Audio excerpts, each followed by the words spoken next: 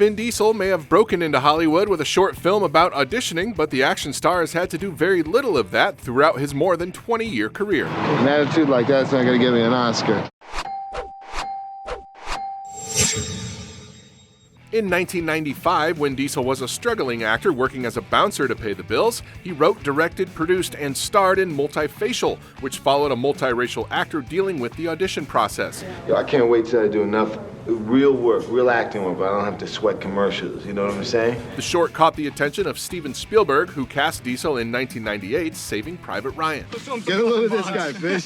That led to a voicing opportunity in the acclaimed The Iron Giant, in which, not counting groans and grunts, Diesel's giant utters a total of 53 words in the entire movie. You know, words, blah, blah, blah, like that? Can you do that? Blah, blah, blah? Diesel was also offered roles in Boiler Room and Pitch Black, as well as a part opposite Ben Affleck in 2000's Reindeer Games, although he left after filming began over creative differences and was replaced by Donal Logue. Around that time, Diesel missed out on a rare role after auditioning for, believe it or not, Aragorn in The Lord of the Rings. Director Peter Jackson went with Irish actor Stuart Townsend instead, only to decide to make the character older and replace him just as filming commenced with Viggo Mortensen.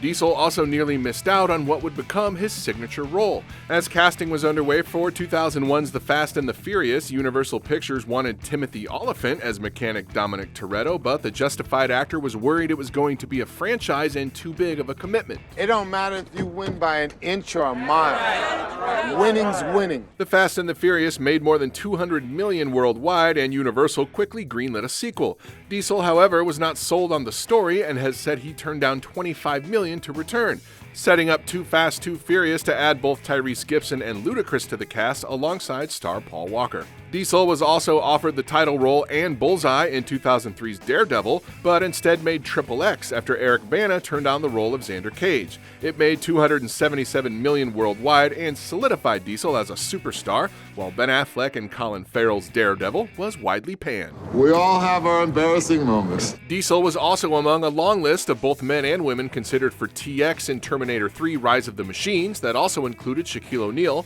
Gwyneth Paltrow, Famke Janssen, Carrie-Anne Moss, Jerry Ryan, and late WWE wrestler Chyna, but it was Kristanna Loken who won over director Jonathan Mostow. I like this car.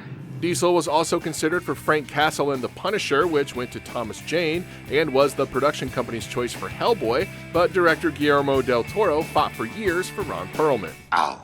Diesel instead produced and starred in 2004's The Chronicles of Riddick, the rights for which he acquired in a trade with Universal for a cameo in The Fast and the Furious Tokyo Drift. In 2005, Diesel starred in a rare comedy, The Pacifier, which was originally meant for Jackie Chan, and for which Bruce Willis was also considered. Rule number one, never be too eager to rush your opponent. The same year, Diesel passed on another sequel, Triple X State of the Union, over discrepancies with the script, so Ice Cube filled in as lead, although he did return to the franchise in 2017's Triple X Return of Xander Cage. Diesel was at one point attached as Agent 47 for 2007's Hitman, but was never able to make a deal with the studio.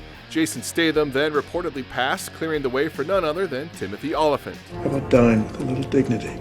Diesel then spent much of the next 10 years focused on the Fast movies, which have become one of the most successful franchises in film history, before finally getting into business with Marvel. The actor was rumored to be developing his own movies with the comic book powerhouse and was reportedly considered for the voice of Ultron before James Spader was cast.